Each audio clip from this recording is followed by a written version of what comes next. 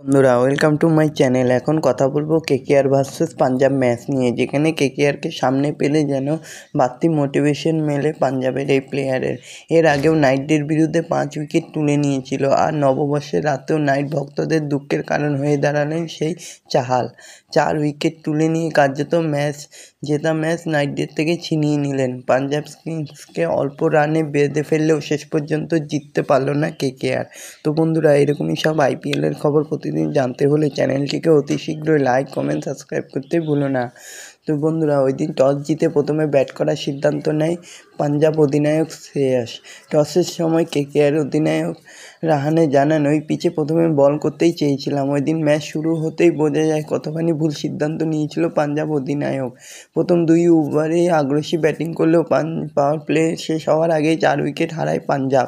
Batting line আপের 3 wicket গিয়েছে হাসিত রানার ঝুলিতে। হাসিতের বোলিংয়ে বেসামাল হয়ে যাওয়ার পরেও আর ঘুরে দাঁড়াতে পারেনি Punjab batting line up.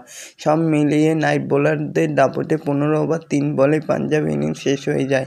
112 run তুলতে হয়, যেখানে 112 রানের লক্ষ্য তাড়া করতে নেমে প্রথম ওভারেই আউট হয়ে যায় সুনীল নারিন।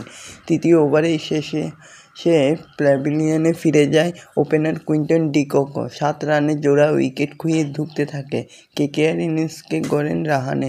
অধিনায়কের সঙ্গে কাঁধে কাঁধ মিলিয়ে লড়াই শুরু করে তরুণ অঙ্গকেশ রঘুবংশীও।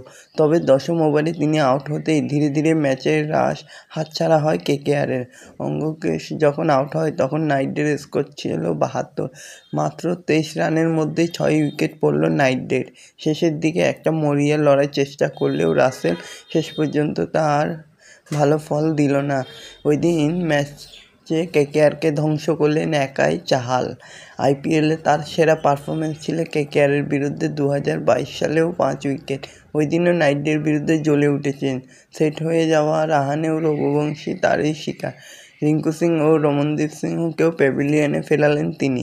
কেকেআরের বিরুদ্ধে 3 উইকেট তুলে নিয়েছেন জনসন।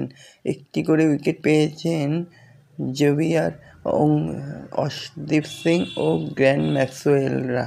তো বন্ধুরা, এরকমই সব আইপিএলের খবর প্রতিনিয়ত জানতে হলে চ্যানেলটিকে অতি শীঘ্র লাইক, কমেন্ট, সাবস্ক্রাইব করতে ভুলো না। আর বন্ধুদের মধ্যে প্রচুর পরিমাণে শেয়ার করে দাও, যাতে আমার 4000 ঘন্টা ওয়াচ টাইম খুব শীঘ্রই পূর্ণ হয়ে যায়। ধন্যবাদ সবাইকে।